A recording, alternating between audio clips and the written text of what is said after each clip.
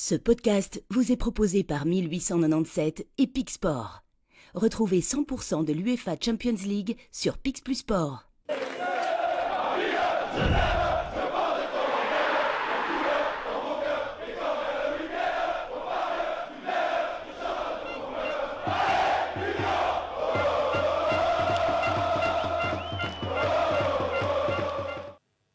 Salut les unionistes et bienvenue à ce deuxième épisode de 1897 en collaboration avec Pixport. Alors aujourd'hui on a un épisode qui va se consacrer entièrement aux supporters de l'Union. J'ai la chance d'avoir trois invités, trois supporters avec moi. Pour commencer, Costa, bonjour. Bonjour, merci. Bienvenue, merci d'être avec nous. Edgar. Bonsoir Bruno, merci pour l'invitation. Bonsoir Edgar. Et pour terminer, personne qu'on ne présente quasiment plus, Johan. Quel honneur. Merci quand même. Bon, on te voit partout, hein, dans tous les podcasts. Je vais rougir. Merci d'être là, les gars. Peut-être commencer une brève introduction. Costa, explique-nous un peu qui tu es et aussi par rapport, je dirais, à ton rôle à l'Union, ou en tout cas dans la tribune de l'Union. Voilà, je m'appelle Costa. Comme on peut l'entendre, je suis d'origine grecque. Au niveau de l'Union, ça fait quand même pas mal d'années maintenant que je suis là, bien avant que ça soit le succès de l'Union. Donc, contrairement à ce que disent certains supporters d'autres équipes, oui, il y avait des supporters à l'Union avant que l'Union soit une équipe un peu hype. Donc moi, je suis au niveau des Union Boys. Et depuis 2 ans et demi à peu près, je suis responsable des chants, etc. Donc, ce qu'on appelle communément le capot. Le capot. Donc, en fait, c'est toi qui assume, je dirais, ou qui assure en tout cas l'ambiance dans le COP, dans la tribune Est et aussi en déplacement. Donc, c'est toi qui lance les chants. Et, voilà. En fait, je dirais que je suis la figure de ralliement au niveau des supporters, mais évidemment, tous les supporters sont importants pour pouvoir mettre de l'ambiance. Ouais. Je me tourne vers toi, Edgar. Parle-nous un peu de, justement, toi, ton expérience en tant que supporter. Parce que je crois aussi, sans me tromper, que tu es membre aussi d'un groupe de supporters, B-Union. B-Union, tout à fait, oui. Donc je fais les déplacements avec B-Union depuis 3 saisons. Maintenant, mon passé à l'Union, ça remonte quand même à un petit temps. Donc la première fois au stade, c'était en 2002, en Division 3. Et en fait, à l'époque, là où j'habitais à Bruxelles, j'avais un voisin qui allait tout le temps au stade. Et une fois, on avait été avec lui, comme ça. D'ailleurs, je ne sais même pas s'il existe encore. Je pense qu'il est décédé depuis. Il s'appelait André. Et donc, c'était la première fois qu'on avait été au stade avec mon petit frère. Après, les années ont passé. Donc, j'ai toujours habité à Bruxelles. Mais bon, je me suis passionné globalement dans le ground hopping. Donc, le fait de visiter un petit peu des stades partout en Belgique et en Europe. Après, ça fait 10 ans que j'habite à Saint-Gilles. Maintenant, je suis à Forêt. Donc, c'est difficile de passer à côté de l'Union. Et en fait, maintenant, j'en profite pour faire découvrir l'Union à des amis, à la famille. Et en fait, il y a même des supporters qui sont devenus abonnés aussi entre-temps, juste en découvrant la Coupe d'Europe. Donc, voilà, je prends du plaisir à partager ma passion de l'Union Saint-Gilloise avec le plus grand nombre. Ouais. Donc, c'est vrai que c'est souvent très contagieux, la passion de l'Union. Ouais. Toi, Johan, bon, à part le fait qu'on te voit partout dans les podcasts, explique-nous un peu ton parcours, je dirais, en tant que supporter à l'Union. En tant que supporter, assez simple. J'étais à l'école des jeunes de l'Union Saint-Gilloise. Donc, je suis arrivé à l'Union, j'avais 10 ans, je présume. Donc, on allait voir les matchs de l'équipe première, passionnés. C'était un peu nos idoles. Moi, en l'occurrence, Francis Mangoubou, Jules Mbayoko. C'était un peu les joueurs qui jouaient à ma position. Et on allait voir leurs matchs, vu que de temps en temps, on montait avec eux sur le terrain. Et on a connu déjà une promotion à l'époque à Tournai, et qui nous a donné la chance, étant jeune à ce moment-là, évoluant en 3e division, de pouvoir jouer à l'époque en 2e division, parce qu'à l'époque, les jeunes nationaux jouaient identiquement les mêmes matchs que la série dont l'équipe première jouait. Ouais. Donc grâce à eux, on a su se mesurer en deuxième division et à jouer en deuxième division. Donc depuis lors, j'allais souvent au stade étant petit. Je voyais Jean Cantillon boire des bières. Moi, j'étais avec mon coca à l'époque. Donc voilà, après, il y a une période où j'ai moins été au stade vu que j'ai continué à jouer au foot. J'allais moins au stade parce que j'avais des matchs entre-temps. Mais j'ai rejoué contre l'Union avec Weckmal au Duden. Donc c'est des souvenirs qui restent. Et puis voilà, maintenant la magie a fait que le club en soi s'identifie parfaitement à la personne que je suis aujourd'hui. Ouais. Donc voilà, on reste. C'est intéressant, donc vraiment des parcours assez différents. Costa, en fait, toi, la première fois que tu es arrivé au Stade Marien, ça s'est passé comment et qu'est-ce qui a fait qu'à un moment donné, tu t'es dit, ici, je me sens bien et je vais continuer à venir? Moi, ma première expérience en tant que supporter à l'Union, c'est pas un match à domicile. Assez étonnamment, c'est un match à l'extérieur. À l'époque, j'avais deux bons amis italiens à moi avec qui on était à l'école quand on était jeunes, qui faisaient déjà partie des boys et qui n'arrêtaient pas de me dire mais viens voir des matchs à l'Union avec nous, tu vas voir, tu vas t'amuser, etc. Moi, à ce moment-là, je suivais beaucoup l'équipe dont je suis supporter en Grèce, donc l'AEK Athènes. Je suivais que ce soit en Grèce ou en Europe. Et donc, j'étais un petit peu, ça va, vous êtes gentils les gars, vous êtes des rigolos, mais votre club de Détroit, là, pas très intéressant, quoi. Comme on parle de nous maintenant. Quoi. Ouais. Voilà, exactement. Et puis un jour, un dimanche après-midi, j'avais rien à faire. Et je les ai appelés et je leur dis, voilà, votre petit club, là, il joue. Et c'est comme ça que je me suis retrouvé à prendre le bus avec les boys. Et voilà, ça c'était ma première expérience. Et ça a été, comme disait Johan, assez vite j'ai ressenti que ce club me correspondait en tant que personne, que ce soit avec mes valeurs et ma façon de voir le football. Donc ça c'était vraiment ma première approche du club. Et puis évidemment, suite à ça, je suis allé voir mon premier match à l'Union, au stade, quoi, au Marien. Et alors là, là, ça a été la révélation. Déjà, en fait, en tant que supporter de foot, ayant vu beaucoup de stades avant ma première au Marien, j'ai vraiment pu apprécier directement la valeur de ce stade, que ce soit la valeur historique, l'architecture. Et très vite, en fait, j'ai pris ma claque et je me suis dit, ici, c'est ma maison, quoi. Je me sens bien, je me suis reconnu. C'est assez inexplicable.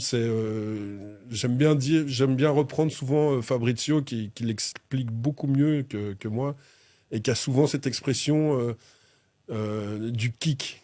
Que quand on va à l'Union, on a un kick et si on a ce kick-là, ça veut dire qu'on est au bon endroit. Et c'est exactement ce qui s'est passé avec moi, quoi. J'ai eu mon premier kick en déplacement. Ça, c'était mon kick avec les supporters de l'Union et l'espèce de délire unioniste que j'ai beaucoup aimé. Et mon deuxième kick, ça a été le stade. Et puis là, c'était fini. À partir de ce moment-là, j'étais tombé dedans un peu comme Obélix, quoi. Et puis voilà, quoi. Tu parlais justement de déplacement, Johan. Est-ce que toi, tu ressens ou tu vis les déplacements différemment des matchs à domicile? Oui, clairement. D'autant plus que j'aime être au Stade Marien et faire les matchs à domicile, mais moi, je préfère les déplacements. C'est 10 fois plus tentant. Enfin, t'as toujours une espèce d'impression que tu dois prouver, à montrer à tout le monde que voilà, c'est notre club et on est là. Et voilà. Et moi, j'adore vraiment, nettement. Je préfère les déplacements que les matchs à domicile. Ouais. C'est un peu une expérience complète parce que tu as aussi le voyage en bus. Enfin, t'as l'avant-match, l'après-match qui est complètement différent. C'est une journée qui, après en Europe, c'est encore. On y reviendra tout à l'heure, les matchs européens, voilà, mais c'est juste vrai que uniquement. c'est unique. Ouais. Comme là, cette saison, j'en ai pas encore fait un. Ouais. 0, donc j'ai juste. Ah ouais. Trop chargé, hein, tu vois. Soi-disant, on voit partout. Mais... c'est la preuve qu'on te voit partout. Hein, c'est que non, franchement, c'est un manque. Je joue encore au foot. Donc, actuellement, pour l'instant, les déplacements sont souvent pendant que j'ai un match aussi. Donc, malheureusement, pas encore. Mais les déplacements, c'est vraiment acquis, comme tu dis. Tu chantes 10 fois plus fort qu'à domicile. Tu passes toute une journée avec différentes personnes. Un déplacement ne se ressemble pas. C'est toujours une journée différente. Je dirais même c'est en déplacement que tu fais connaissance avec les supporters les plus fidèles. Et en fait, finalement, à l'Union, grosso modo, à l'extérieur en Belgique, on est quoi 400, 500 d'un stade à l'autre, plus ou moins. Et donc, tu te familiarises avec les mêmes visages, les mêmes personnes, différents groupes de supporters. Et ça renforce ce sentiment, ce côté familial, en fait, qu'on ressent à l'Union. Tout à fait. Oui, c'est vrai qu'on voit quand même souvent les mêmes têtes qui reviennent en déplacement. Et tu as plus l'occasion, je dirais, d'apprendre à connaître d'autres supporters quand tu es en déplacement que quand tu es au Marien, où tu as souvent 8000 personnes, quoi. Oui, tout à fait. Et puis, pas seulement football. Et souvent dans le bus 2... où voilà, c'est un peu l'agronomie, tu as un peu tout, tu bois du vin, tu manges, un bon morceau de fromage, du saucisson un peu, c'est vraiment cool. Ouais, ça se passe comment dans le bus des boys? Parce que moi je suis dans un autre bus, mais j'entends plein d'histoires, donc raconte un peu. Alors, ça m'intéresse. Ça dépend des bus. ça dépend des bus. Voilà, ça dépend des bus. Parce que déjà, nous, il faut savoir, contrairement à d'autres groupes de supporters, on draine beaucoup plus de gens. Donc forcément, on est obligé de faire... En fait, nous, c'est simple. Un petit déplacement, on a 3 bus. Ouais. 3 bus minimum, donc c'est à peu près 150 personnes.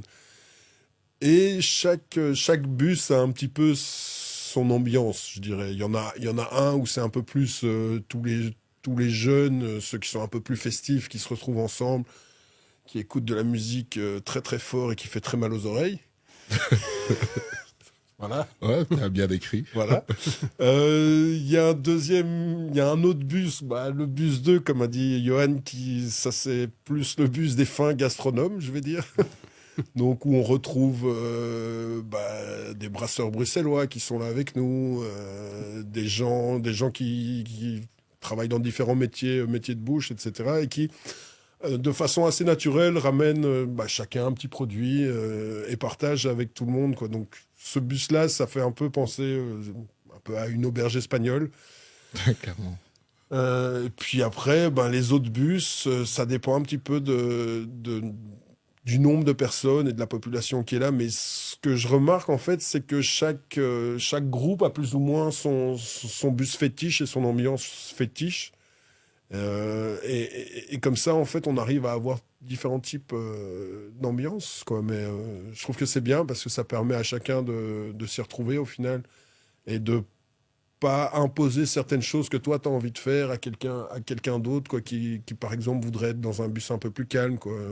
Ouais, c'est ça. Donc, en fait, il y a un peu tous les goûts entre les bus qui sont quand même assez nombreux chez vous, là, chez les boys. Chez les boys, pour te dire, je crois que le plus jeune qui vient avec nous chez les boys, il doit avoir 7-8 ans. Ouais. Il vient avec son papa, d'ailleurs. Un petit kid qui est incroyable. Et le plus âgé, il doit être pas loin des 80.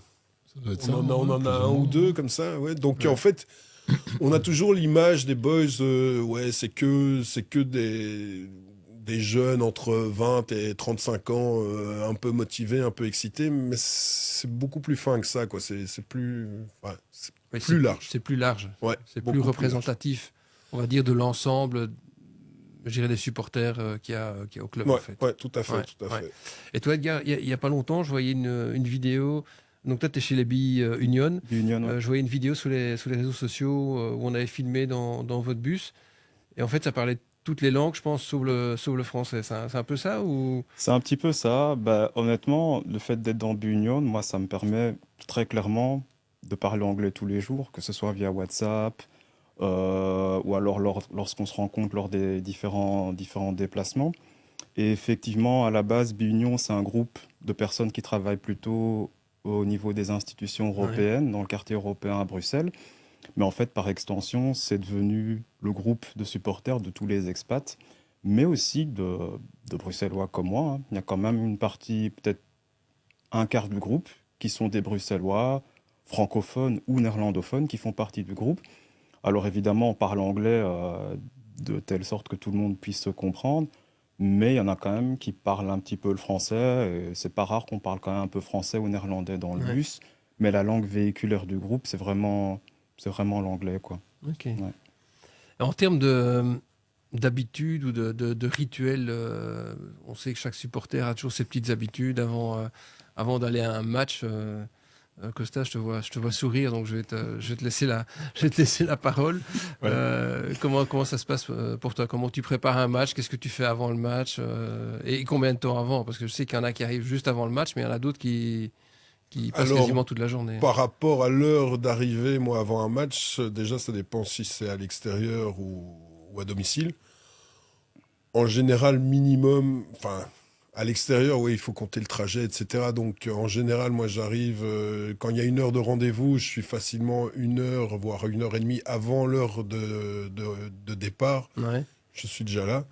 Ça, c'est pour les matchs à l'extérieur. Et les matchs à domicile, minimum 2 heures et demie, 3 heures. Je suis dans le quartier, ça c'est évident. Ça c'est au niveau de ma préparation. Dans mes rituels, ouais, je vais en dire un ou deux, quoi. Parce que j'en ai plusieurs, je vais pas tous les dire, mais je vais en dire un ou deux. Déjà, bon, moi, forcément, avec mes origines grecques, je suis hyper superstitieux, quoi. Donc ouais, il y a des choses qui sont importantes. Un rituel que je fais et que j'ai remarqué qui fonctionne assez bien, les jours de match, je vais courir. Je fais entre 10 et 15 km, ça dépend des sorties. Et j'ai remarqué tous les matchs où je suis allé courir, c'est minimum match nul. Okay. Voilà. Et là, depuis le début de la saison, je suis en train de traîner une entorse de la cheville, donc je peux plus courir depuis le mois d'août. Voilà, hier. Ça explique. T'as pas été courir la semaine passée. Voilà, ça explique un petit peu les résultats un petit peu plus mitigés, où bon, même en championnat, bon, on est quand même encore premier, mais on est moins saignant que d'habitude. Bah voilà, une des explications, c'est que voilà, je me suis fait une grosse entorse à la cheville au mois d'août et je peux plus courir, donc. Donc voilà. Donc il faut espérer que mon kiné fasse bien son boulot. Là, on fait peut-être appel à leur au kiné de l'Union, voir si ça peut accélérer le process. Figure-toi que j'ai pris un kiné qui est spécialisé, un kiné sportif. Malheureusement, il est supporter de Molenbeek. Ah, okay. Mais bon, ouais. Il fait bien son boulot, donc c'est ce qui compte au final.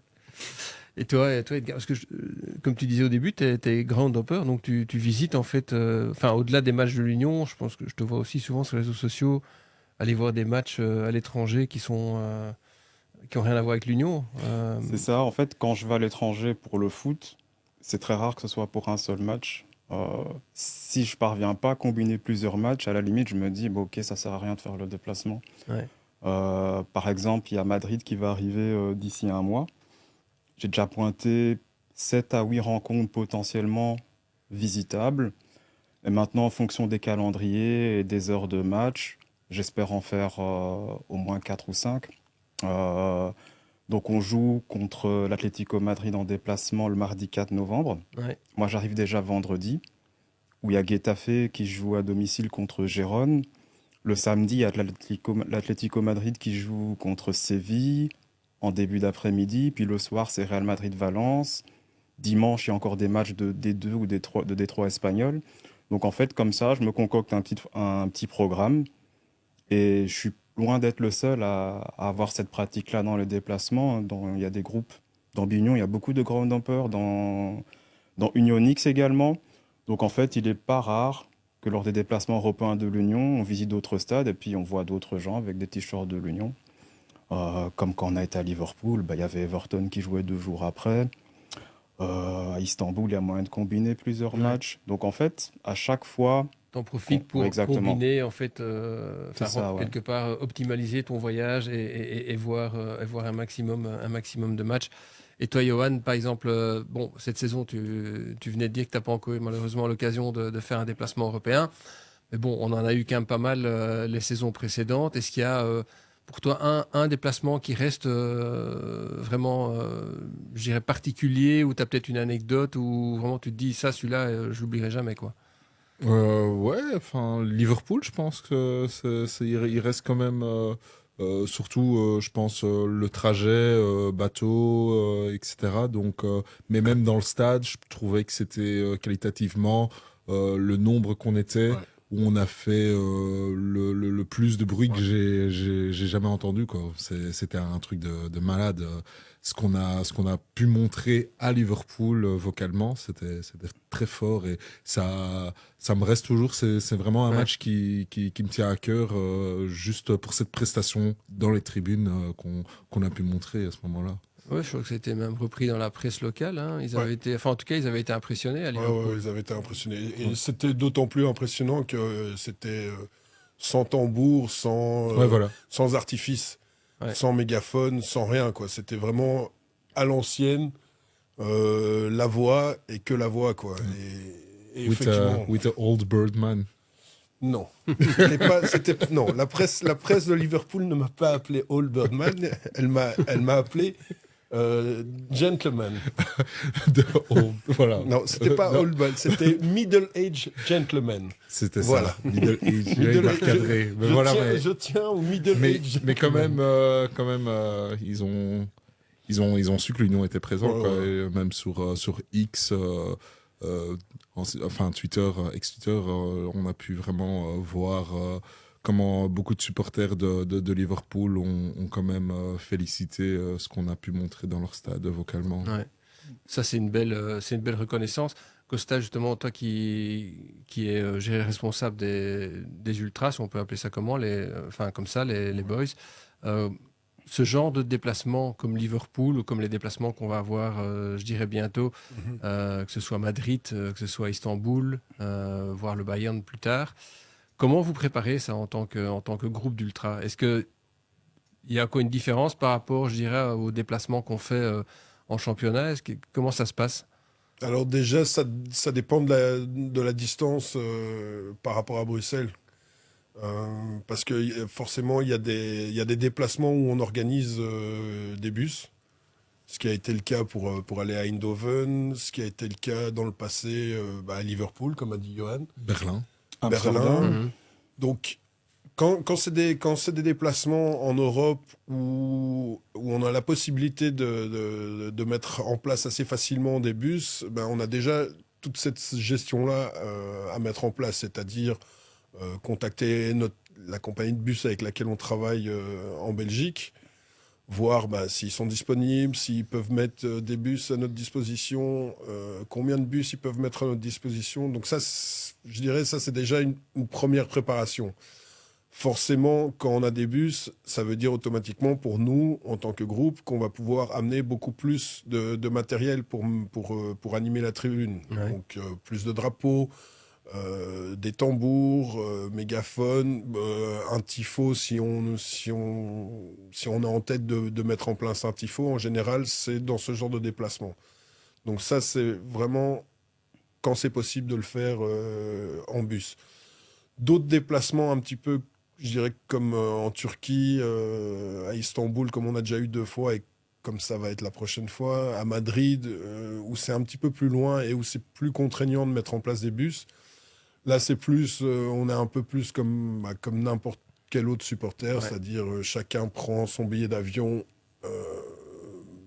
par rapport aux dates qu'il arrange, par rapport au prix, enfin, par rapport à différents. Ouais, donc trucs, là, il y, quoi. a il y a aussi une limitation au niveau du matériel qu'on peut. Oui, qu'on peut alors prendre là, avec. mais ça c'est le problème, malheureusement, quand on va en avion, au niveau du matériel, on n'a pratiquement rien, quoi. Et d'ailleurs, on est sur une réflexion pour Madrid, pour essayer de ramener un tambour. On est sur une réflexion de est-ce qu'on en prend un avec nous en avion, Mais alors, ça veut dire qu'il faut trouver un bagage solide pour pouvoir le mettre en soute, etc. Donc, c'est de l'argent à investir.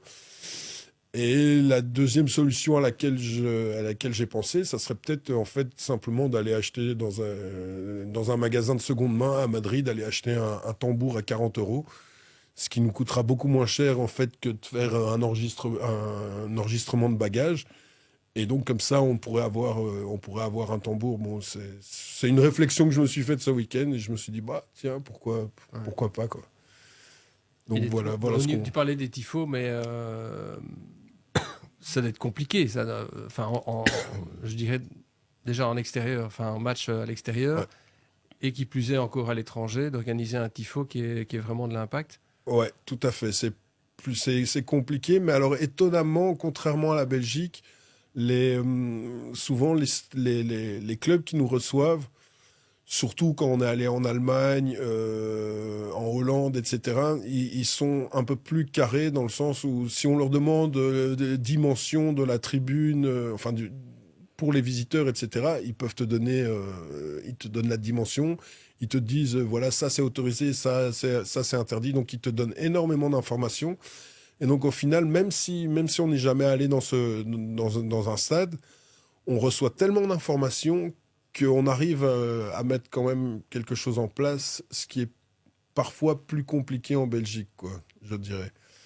Donc assez étonnamment, même si on va loin, on arrive à mettre en place des trucs qui peuvent donner quelque chose de potable au final. Ouais. Edgar, je reviens vers toi parce que comme tu assistes à beaucoup de matchs en Europe et que souvent tu prolonges ton séjour dans ces pays-là, est-ce que tu as déjà eu des expériences, on va dire, positives où tu as justement eu l'occasion vraiment d'être en contact avec les supporters des équipes qu'on affronte? Parce que c'est vrai que souvent, si je regarde les déplacements, c'est quand même vachement bien cadenassé. Les supporters de l'Union sont quasiment escortés jusqu'au stade. Donc on n'a pas souvent l'occasion, je dirais, de vraiment de se mélanger avec des supporters du club adverse. Et toi, comment ça s'est passé pour toi? Ce qu'il y a, c'est que bon, là, on a la chance de jouer la Coupe d'Europe chaque année depuis 4-5 ans. En fait, au début, on constate que les supporters locaux font connaissance avec le nom de notre équipe. Union Saint-Gilloise, souvent, il y a beaucoup de déplacements où les gens n'avaient jamais entendu parler de notre club. On parlait de Liverpool tout à l'heure.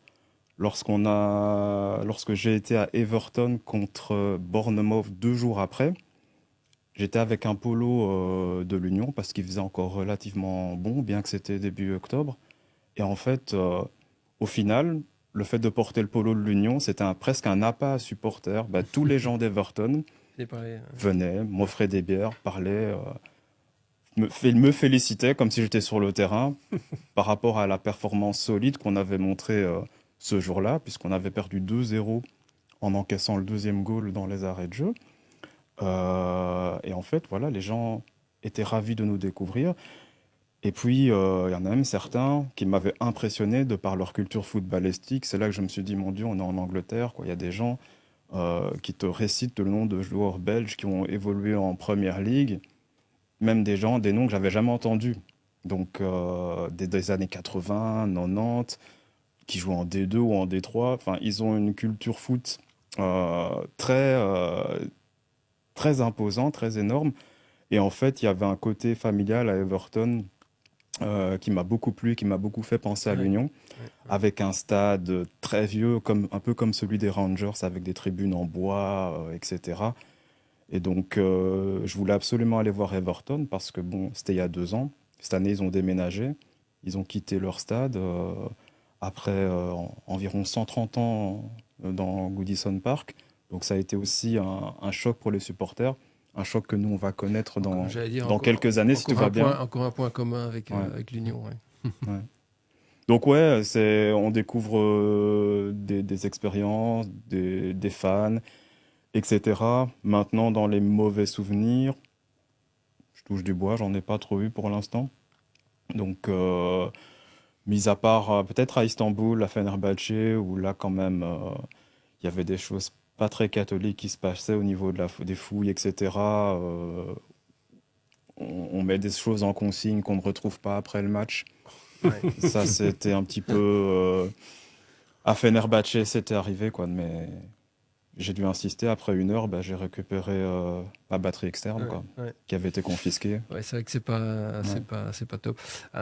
Un ingrédient aussi vraiment important, on a parlé, Johan, tu parlais de l'impression qu'ont laissé les supporters et supportrices de l'Union à Liverpool. Un des éléments là-dedans qui est important sont les chants, évidemment. Est-ce que toi, dans, je dirais, la panoplie des chants qui sont proposés dans la tribune, t'en as un qui te parle plus qu'un autre? Il y en a plusieurs, en fait.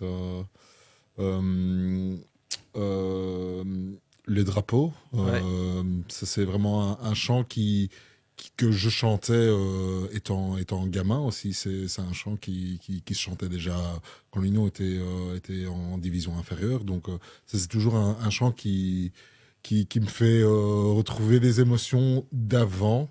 Ouais. Après, voilà, tu as plein de nouveaux chants qui sont arrivés il y a quelques années, mais qui en termes de paroles, dit beaucoup. Ça fait maintenant des années, ça dit tout sur le club, quoi. Mais allons l'Union Saint-Gilloise, les drapeaux, ça c'est vraiment... Je vais revenir sur ce chant-là. En plus, ce qui est génial, ce chant-là, c'est que automatiquement, il est repris, mais par tout le stade. Ouais, il c'est haut. C'est ça qui est bien, c'est que ce chant-là, il est hyper fédérateur. Déjà, il est visuel. Ce que j'allais dire, déjà, il est visuellement, c'est visuel. magnifique. À la télé, Voilà. c'est... Donc déjà, le fait que visuellement, nous, au niveau de la tribune Est, quand on joue à domicile, quand on commence à lever nos écharpes et à faire tourner, automatiquement, le reste du stade, c'est ce qui va suivre. Ouais. Donc, c'est un chant qui est vraiment fédérateur et qui est ouais, j'aime beaucoup aussi ce chant. Ouais, tout à fait. Et l'origine de ce chant, parce que Johan, tu disais que c'est un chant qui existe déjà depuis très longtemps, hein, que tu connaissais déjà quand tu allais voir l'Union dans les divisions inférieures. Je ne sais pas s'il y en a un de vous qui peut expliquer un peu l'origine, comment arrivent les chants à l'Union, parce que parfois les mélodies sont un peu les mêmes entre différents clubs, mais les paroles changent. Ouais. Toi, Costa, qui est un peu, je dirais, au cœur de tout ce qui est chant et ambiance, comment ça se passe en fait, les nouveaux chants, les chants qui sont là, comment ça s'est développé? Il y a des chants, en fait, c'est clairement c'est le fait d'aller voir des matchs ailleurs et d'aller voir des ambiances ailleurs et surtout quand il y a un nouveau chant qui arrive. J'ai en tête par exemple le Bruxelles ma ville, c'est un chant marseillais à la base, quoi. Ouais. Et en fait, à l'époque, chez les Boys, on avait beaucoup de jeunes qui aiment encore toujours l'OM et qui allaient voir des matchs de l'OM. Parce qu'il y avait un club de supporters de Marseille qui maintenant n'existe plus, quoi, qui s'appelait la Brava. Et dans ce club de supporters, il y avait plusieurs jeunes qui sont des supporters de l'Union, quoi. Et donc, en fait, eux, en allant voir des matchs à Marseille, ils se sont dit, ah bah tiens, ce chant-là, on aime bien. Ah, est-ce qu'il y a moyen d'adapter, Ouais. de changer les paroles, etc. Et donc, c'est comme ça qu'il est arrivé, quoi. Iseo le drapeau, je pense aussi que c'est un qui doit venir de Marseille ou de ces eaux-là. Il y en a un autre où, clairement, ça, je sais, ça vient du Red Star Paris, je le sais parce que c'est moi qui l'ai ramené. Donc, C'est lequel? C'est ici la tribune Est du parc du C'est Den. ça. Ouais. Ah, voilà. Et il y en a plusieurs comme ça. En fait, c'est les expériences que chacun engrange à gauche et à droite. Et voilà, quoi. Et puis tu te dis, bah tiens, on va mettre des paroles qui nous correspondent ou pas. Ou parfois, il n'y a pas spécialement de paroles et c'est juste le rythme qui est entraînant, quoi. Donc, quand on jouera contre Marseille, ça va être sympa parce qu'on aura Ben, je pense les mêmes chants, Bah, avec on des en a paroles un que- peu On différentes. a souvent mais- ça contre le Standard. Ouais. Standard, ils ont... Ouais, standard, c'est vrai qu'il y a aussi des chants qui ressemblent. Enfin, les aux mélodies nôtres. sont... Ouais, les mélodies sont les Ouais, mêmes. les les paroles sont mélodies. différentes, Mais c'est c'est ça. vrai qu'à Ouais. Marseille, le attaque aussi. Hein, ça, c'est un grand classique des Marseillais, quoi. Attaque, c'est aussi c'est un chant que... Ouais, le grand Robert le Le chantait grand, ouais, quand on le était Robert, en Détroit. Mais en France, ils disent pas aux armes. Ils disent aux armes. Ils disent aux armes. Hein, Ils c'est disent ça, aux armes, c'est- les Marseillais. ouais, et nous, on dit attaque. Mais ça vient de chez eux. C'est eux qui Ouais. l'ont lancé en France. tous les clubs en France l'ont repris, mais c'est eux qui l'ont lancé. Et nous, de nouveau, on l'a ramené de Marseille parce que, comme j'expliquais avant, des gars qui sont en tribune à l'Union allaient à Marseille et voilà, ils se disaient mais ce chant-là, il va claquer chez nous, quoi. Ouais, ça fait plus de... j'ai 35 ans maintenant, donc... 25 ans, 30 ans, quoi. Qui tu l'as toujours qui entendu, résonne, hein, tout à fait, bien entendu. Maintenant, c'est Axel qui le fait, mais à l'époque, c'était le grand Robert qui criait haut et fort. Qui attaque et tout le monde. Exactement. Ouais. La seule différence maintenant, c'est qu'il y a 8000 personnes qui l'ont. Ouais, mais c'est vrai que c'est impressionnant quand tu entends justement la tribunaise qui commence, Ouais. et puis en face, le nord, une partie de l'ouest, et puis c'est vraiment. Ça résonne déjà assez fort. Ça résonne. Et tu vois, dans un nouveau stade, s'il y a un toit ou quelque chose, ça va être, Ouais. ça va être dingue. Ça va Ça va claquer. être- Déjà, comme je disais juste avant qu'on commence l'enregistrement, on discutait du match à Anderlecht. Enfin, le match qu'on a joué contre Newcastle à Anderlecht. Ouais. Déjà, rien que le toit, l'ambiance était incroyable au niveau acoustique. Ouais, tout à fait. Ouais. C'est important. C'est important, en fait. Une bonne acoustique, comme tu dis, quoi, c'est essentiel. C'est ce qui fait vraiment la différence. C'est pour ça que quand on nous dit, l'ambiance à domicile à l'Union est pas toujours top et tout, j'ai envie de dire à certains supporters d'autres équipes, venez mettre l'ambiance dans notre stade, et puis après on en reparle, quoi. Parce que ne pas avoir de toit et quand même réussir à ce qu'on mette une ambiance où même les joueurs le disent que venir jouer à l'Union, Ouais. les supporters, les joueurs adverses, ils n'aiment pas venir à l'Union parce que le stade est un peu vétuste, parce qu'ils savent qu'on est là et qu'on lâche rien. Donc voilà. Le visuel aussi, t'es pas derrière le goal, en fait. Ouais.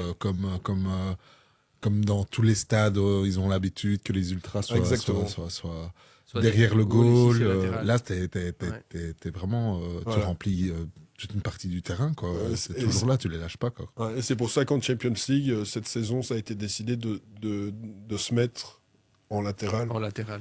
Ça a été une discussion avec le club et le club et la police étaient d'accord pour nous donner l'autorisation de nous mettre en latéral. Et en fait, au final, c'est un petit peu comme si on reproduisait dans l'autoparc ce qu'il y a chez nous au Marien, quoi. Ouais.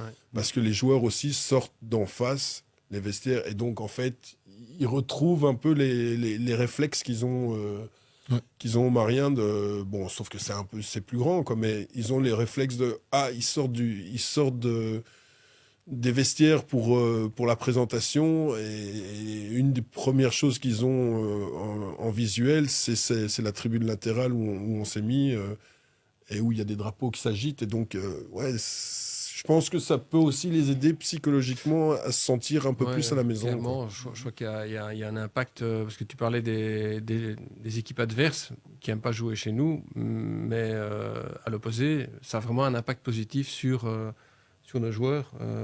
J'avais eu l'occasion l'année passée d'avoir Anthony Maurice lors d'un des podcasts, et clairement il me disait ça booste, ça a vraiment un boost sur l'équipe, quoi, hein. Donc, et on le voit aussi à la fin de chaque match, ils viennent à chaque fois remercier les supporters, même si à Bruges parfois ils se prennent des gobelets comme hier soir, mais si c'était que des gobelets. Oui, si c'était que des gobelets. Et si, pour se projeter peut-être un peu en avant, parce qu'on a encore quelques belles affiches à venir, hein, en Champions League. Johan, toi, tu n'as pas encore fait de déplacement, mais tu comptes en faire. Oui, l'Atlético. Je Atlético, pense que ça serait une belle réunion avec pas mal de supporters. Et puis j'espère faire Galatasaray, j'aimerais bien aussi, et Munich qui est un peu plus proche, mais l'Atlético c'est un déplacement que je ferai. Ouais. En plus l'Atlético, il y a quand même une grande communauté espagnole dans les supporters de l'Union, Ouais, donc je pense que ça va être le déplacement qui va motiver le plus de personnes, je pense. Ouais, autour de moi, j'entends aussi tout le monde va aller, Je confirme. à l'Atlético. Je confirme, c'est la même chose. Hein. Vraiment, tout le monde est en train de dire Madrid. C'est le week-end de la Toussaint aussi, en plus, mine de rien. Donc, Ouais, Mm. c'est vrai, mais c'est plus les vacances scolaires. Ouais. Ah, ça change. À une semaine près, c'était les Ouais. vacances scolaires et alors là, ça aurait été la folie. Hein. C'est pour ça qu'on a eu Au niveau encore des des bons prix au niveau des vols. Alors. Oui, au niveau des prix, oui, ça aurait fait beaucoup plus mal, mais je pense qu'on aurait eu encore plus de monde. Je sais pas hein, combien on sera, quoi, mais Il y aura du monde. Hein. Enfin, je sais pas combien de tickets il y aura à disposition. normalement, je crois que c'est à peu près 3000 tickets. 3000. 3000. Ouais, après bah. le Metropolitano, c'est 70 000 places, je pense. Donc, Ouais, donc c'est 3000. je pense plus qu'il y aura ou moins bien que d'avoir tu- du monde, que tu quoi, reçois. Ça ne m'étonnerait pas qu'on soit complet. Hein. 3000, ça me beaucoup hein, quand même. 3000, c'est chaud. Hein. Ouais, mais bon, Madrid, c'est quand même une destination. T'as peut-être des gens qui vont se dire, ouais, je reste 2-3 jours, je visite Madrid. C'est vrai. Ou t'as des gars comme Edgar qui vont rester une semaine, qui vont faire tous les Oui. matchs de la région. Mais après, je pense que tu as encore ce gap à franchir au niveau des supporters de vraiment. Voilà, tu mets un petit budget pour aller voir un match de l'Union, tu vois. Ouais, mais comme dit Bruno, comme c'est Madrid, Ouais, tu ça- risques, en fait, les ça va supporters un tenter. peu touristes, tu risques de les attirer. Peut-être, Oui, ouais. Parce que Ouais. comme c'est la ville de Madrid, Ouais, tout à fait. là, ça va venir. À Liverpool, c'était un peu le cas. Hein. Ouais, Liverpool, c'était, je sais pas combien on était, mais. Bah, le max, 2000, un bon 2000, hein. ouais, 2000. Après, ce qu'il faut se dire, c'est que si on va à Madrid, par exemple, à 3000, ça veut dire que c'est à potentiellement 60% des abonnés. Donc, quand on prend la chose avec ce prisme-là, c'est un nombre énorme pour l'Union. 3000 supporters de Bruges en déplacement en Ligue des Champions, c'est pas la même proportion que 3000 supporters de l'Union. Ah oui, tout à Donc, fait. Tout à fait, oui. Pour Bruges, c'est quoi? C'est plus ou moins 10% de la capacité de leur stade. Donc, C'est ça, ouais. c'est pas tellement, quoi. Hein. Mm. Ouais. Et au niveau des, des clubs adverses, bon, je sais, Costa, qu'il y a souvent, hein, on entend souvent qu'il y a des groupes d'ultra entre clubs qui ont des rapprochements, qui sont amis ou en tout cas qui ont des contacts. Ouais. Est-ce que c'est le cas je dirais, parmi les clubs qu'on va affronter dans cette campagne-ci ou pas? Et si c'est pas le cas, quels sont les clubs avec qui on a vraiment des bons contacts entre groupes? Alors, on n'a pas de contact officiel avec les clubs sur lesquels on est tombé. Il n'y a pas de contact officiel. Je sais qu'il y a des contacts personnels avec les Marseillais. Ça, je sais, comme j'expliquais déjà tout à l'heure, il y avait Il y a des des gars. fans de Marseille. Ouais. Mais avec les Marseillais, oui, ça, je pense qu'il y a des contacts, mais qui sont plus des contacts personnels. Par exemple, moi, je connais quelqu'un, etc. Et puis en plus, Marseille, au niveau de la mentalité de leurs supporters, ça ressemble quand même assez fort à l'Union. Donc je pense que c'est le genre de club où risque de façon assez naturelle, des contacts risquent de se prendre de façon assez naturelle. Les autres clubs, non, pas vraiment. Mais donc, pour savoir comment ça se passe, ici, on parle de Marseille. Tu dis justement qu'il y a pas mal de points communs, je dirais, entre les groupes de supporters. Est-ce qu'il y a à ce moment-là, à un moment donné, une démarche qui se fait de la part d'un groupe, que ce soit ici les Boys ou les Marseillais, pour quelque part lier les deux groupes, avoir des contacts? Alors, les Marseillais, moi, je sais que eux, ils ont déjà 2 grosses amitiés officielles en Europe et ils en veulent pas plus. Dont je pense, Dont l'AEK ton Athènes. club favori. L'AEK Athènes AEK et Livorno en Ouais. Italie. Ah, ok.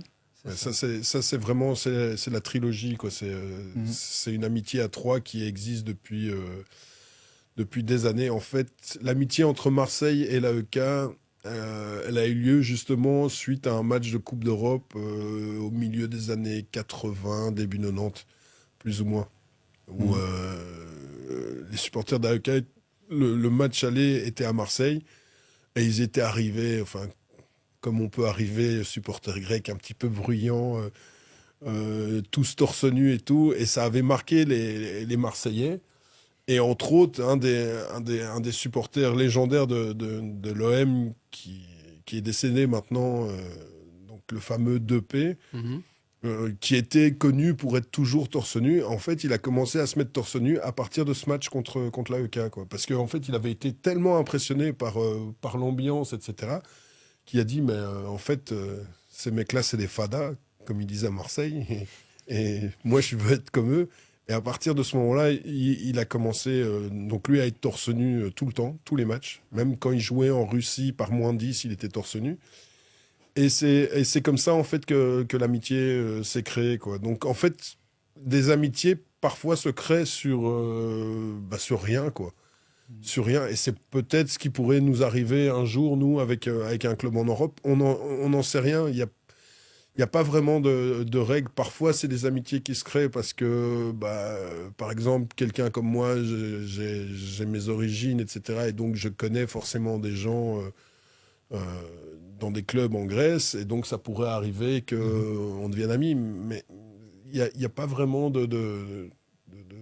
comment dire, d'objectif décrit de se dire, bon, voilà, on va prendre contact pour faire une amitié. Moi, je pense que c'est quand même toujours mieux quand ça se fait de façon naturelle, quoi. Ouais.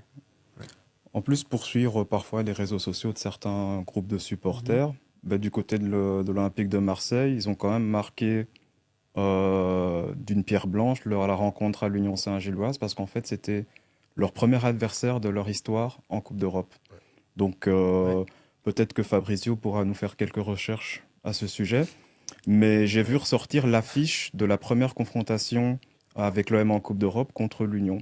Donc, Tu es très bien renseigné parce qu'effectivement, Fabrizio l'avait mentionné aussi Ah lors, ouais, voilà, lors voilà. de l'épisode précédent. Ok. Et de tête, je crois que c'était en 1962. je Ouais, pense. c'est dans les années Ouais. 60. C'était contre Marseille. Donc, voilà, on a parmi nous le digne successeur de Fabrizio. Exactement, quand Fabricio sera à la retraite, Ouais. Edgar va reprendre la relève. encore du chemin à faire. Ok, c'est cool.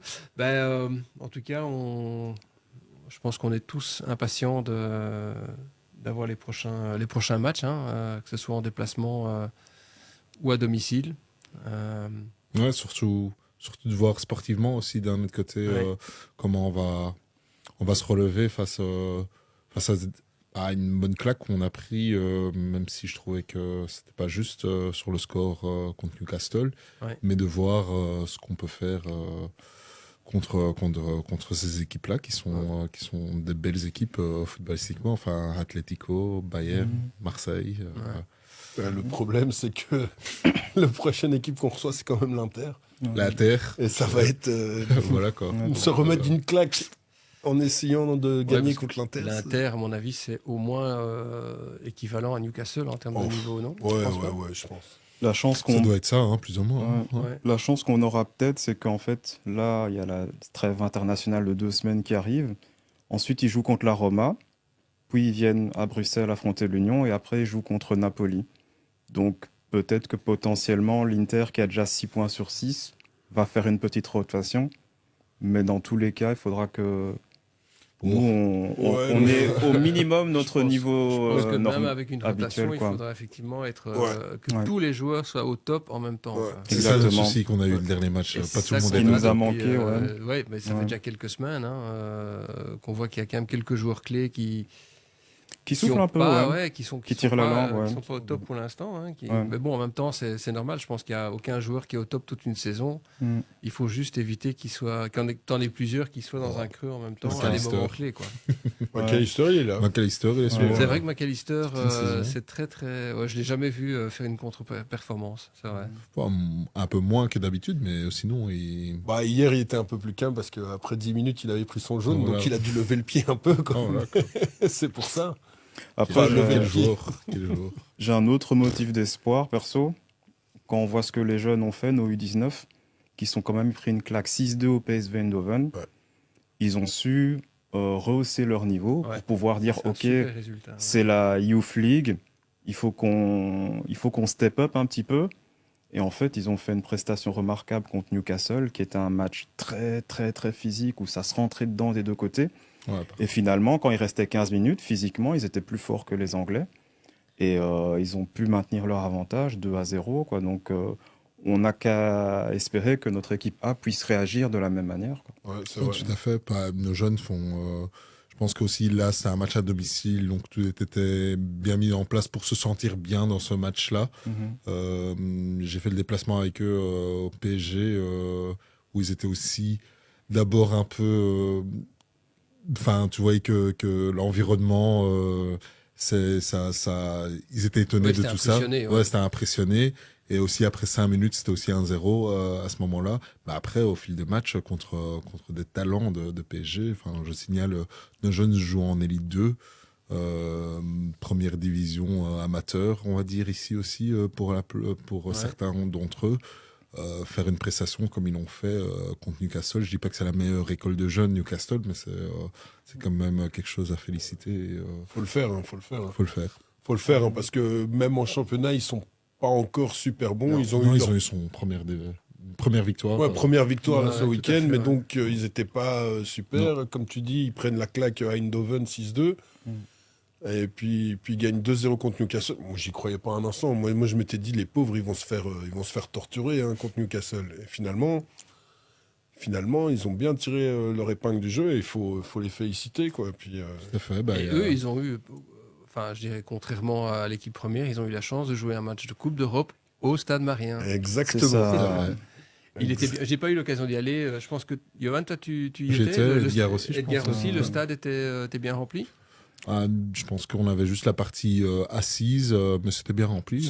C'était bien rempli et ça aurait pu être beaucoup mieux rempli Ouais. si le club avait, au lieu de clôturer l'achat Ouais. des tickets la veille par Internet, s'ils avaient mis que une personne au guichet, le nombre de supporters tout à de fait. Newcastle qui sont venus pour voir et qui n'ont pas pu voir le match, qui ont été tout à obligés de fait. rester dans les cafés autour du stade.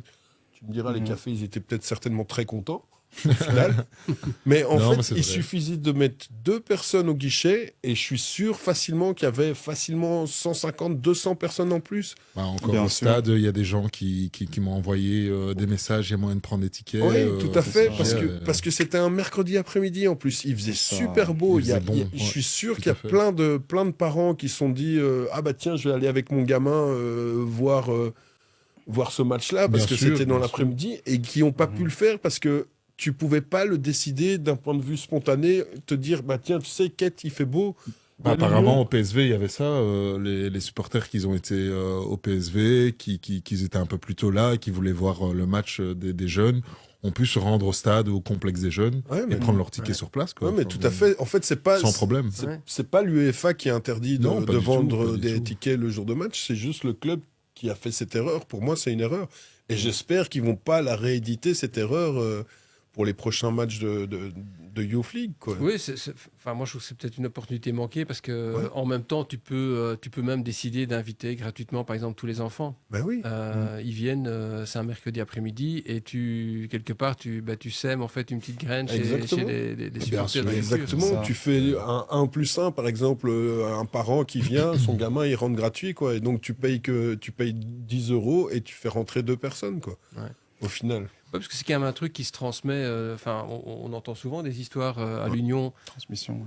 des supporters qui viennent parce qu'ils venaient déjà quand ils étaient gamins avec leur père tout à ou fait. avec un grand-père. Donc c'est Bah, surtout maintenant, en ces temps-ci, t'étais vraiment à un moment où ils parleront dans 20 ans. C'est Ouais. quoi le premier match que tu as vu? C'est Union Saint-Gilloise Standard, Union Exactement. Saint-Gilloise Bruges à l'époque, où ma génération, c'était plutôt, ils allaient voir Anderlecht ou ce type de match. Donc tu as vraiment une génération bruxelloise de jeunes qui s'identifient à l'Union, et même en rue, tu vois plein de gamins maintenant avec le maillot de l'Union, quoi. Ouais. Chose que tu voyais jamais avant. Ça, c'est une évolution incroyable. Dans C'est les vrai écoles, que- dans les écoles, c'est incroyable. Ah, hein. c'est- Moi, mes filles me disent, elles sont Mon encore à fils l'école, aussi, elles me disent, ouais, enfin, presque tous les gamins d'un certain âge, c'est l'Union, hein, à C'est Bruxelles. ça. C'est- Et même moi qui travaille à Anderlecht, en fait, à l'endroit où je travaille, je vois des enfants qui n'ont même pas peur de se promener avec un maillot ou un t-shirt de l'Union, alors qu'on est sur le territoire de la commune d'Anderlecht. Donc, heureusement, parce que est-ce qu'on ne sera pas en train de devenir le premier club de la capitale? Ouais, le dis pas trop fort, Edgar, tu vas te faire des ennemis. hein. Tu vas te faire des ennemis. Statistiquement, là, on l'est depuis quelques saisons. faut pas avoir peur de le dire. Faut pas avoir peur de le dire. Là, on est en train. Enfin, moi, je le dis haut et fort. Enfin, on est en train de vivre notre époque. Et Anderlecht, c'est le plus grand club en Belgique. Personne a du mal à l'avouer. mais voilà, ils ont certaines choses à revoir dans leur club, notamment leur gestion. Tout autour est parfait, hein, marketing, tout ça, mais la gestion sportive est dramatique de ce côté-là. Ouais. On a la chance d'avoir nos génies chez nous et Exactement. qui nous font vivre ces moments-là. Si tu mets notre gestion sportive à Anderlecht, Là, c'est fini, quoi. Ils sont- Anderlecht, ils sont champions chaque année. Anderlecht Bien serait sûr. champion. Et Bruges, pour moi, Bruges en toucherait pas une. Hein. Ouais. Avec la gestion sportive de l'Union, avec la structure bien réglée, bien carrée d'Anderlecht. En fait, Et leur école de jeunes aussi. Mais hein. voilà, C'est ça, mais ouais. c'est ce que j'allais en venir. Bruges a repris le flambeau de l'école de jeunes aussi, de former des jeunes. C'est ça. Même si Anderlecht en forme encore. Il y a encore des jeunes qui arrivent en Ouais. équipe première, là, notamment de Kat, un très très très bon joueur. Mais tu regardes l'équipe de Bruges en Champions League, Seyss, Sabe, C'est ça, Vermaat, mais Bruges, il y a 10-12 ans, était nulle part au niveau de la formation, mais se sont clairement remis en question. Et on voit que une décennie plus tard, effectivement, leur 11 de base, il y a peut-être 7 Belges, dont 6 formés au club. Et on espère tous que l'Union puisse un jour arriver y à un travaille, résultat. on y travaille. Et c'est pas, les gens disent toujours, vu de l'extérieur, l'Union, quand est-ce que vous allez avoir des joueurs formés au club, etc. Mais c'est un travail de longue haleine. et- C'est 10 ans minimum. À partir C'est du ça. moment où un club commence à investir dans des Effectivement. jeunes, c'est 10 ans. On a commencé l'année passée. Déjà avec le rachat de Zaventem, Zaventem. des structures Voilà. de Zaventem, c'est aussi pour ça. Hein. C'est la première année où tu as. Maintenant, je travaille aussi au niveau scouting pour les jeunes, où tu as vraiment un secteur où c'est bien organisé, on sait ce qu'on fait, pas encore comme dans d'autres clubs, on s'est renforcé de ce côté-là. Et voilà, il faut compter, comme tu dis, 7 à 10 ans afin que voilà, les premières pépites. Il ne faut pas oublier qu'ils viennent nous en prendre aussi, parce qu'il y a énormément de pépites chez nous à l'école de jeunes et qui partent aussi parce que voilà, on est encore en élite 2. Chaque joueur rêve de jouer au plus haut niveau. Donc voilà, Bruges, Genk, Standard vient chercher leurs jeunes aussi chez nous. Et d'ailleurs, dans ce match de Youth League, alors la tribune ouest était quand même bien garnie, mais alors le nombre de personnes qui avaient un petit carnet et un bic, je me suis dit, oh là là, il y a un paquet de recruteurs. Beaucoup de familles, beaucoup d'enfants, parce qu'on était mercredi après-midi, mais le nombre de recruteurs présents, c'était quand même assez impressionnant. Ouais. Ça, c'est clair que c'est un gros chantier pour le club, mais qui, à mon avis, est essentiel si on veut aller vraiment pérenniser sur le long terme et pas chaque année être dépendant. Je vais toucher du bois. Jusqu'à présent, les campagnes de transfert se sont toujours super bien passées. On a toujours réussi à bien remplacer les bons joueurs. Mais il suffit que tu aies une année où tu te loupes. Et je pense que personne n'est infaillible. Mais donc, pour le long terme, c'est super important. Ouais. En même temps, on va dire, avec la stratégie du club, c'est quasi... On va pas dire quasi impossible de se louper, parce que voilà, tu es toujours très, très, très bien préparé. Et même, tu as toujours une option A, B, C. Même là, Van Noot n'a pas été remplacé valablement, poste par poste, par Schoofs. Voilà, tu avais déjà Van de Peer, tu réintègres Rasmussen qui peut peut-être prendre ce rôle-là. Donc tout est bien cerné. Voilà, je ferai encore une fois l'avocat du diable pour nos voisins d'Anderlecht. Ça fait un petit temps qu'ils savent que Vertonghen est pas là et qu'ils cherchent un peu de maturité en défense. Ils l'ont toujours pas. C'est vrai que la capacité de réaction de notre direction, donc quand on perd Charles Van Noot peut-être 1 ou 2 jours avant la clôture du marché, et d'ailleurs tu es encore capable de ramener des gars comme Schoofs ou Patrice. Ouais. Je ne sais pas si beaucoup d'autres équipes en Belgique auraient pu trouver des remplaçants quasiment Belges, de niveau en plus. Il fallait des Belges. En plus des Belges, donc c'est encore plus cher. Donc, je pense que c'est même une capacité d'anticipation, voire même plus que de cher et que plus de réaction. difficile. Et puis en plus, ils sont bons, hein. Les deux qui sont venus, c'est pas juste remplacé pour remplir la case. J'ai besoin d'un joueur belge et j'ai besoin d'avoir 20 joueurs professionnels. Non, c'est vraiment, pour moi, c'est.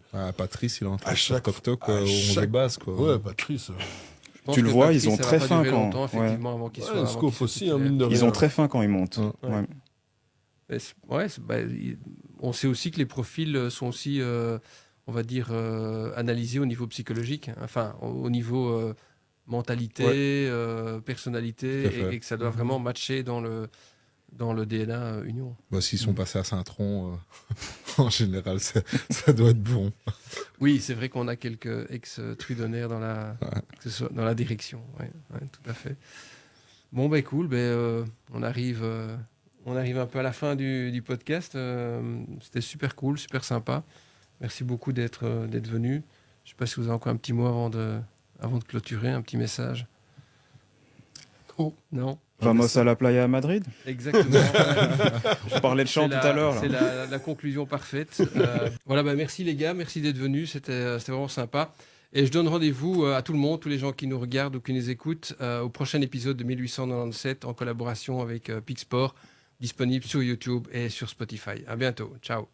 Ce podcast vous a été proposé par 1897 et Pixport.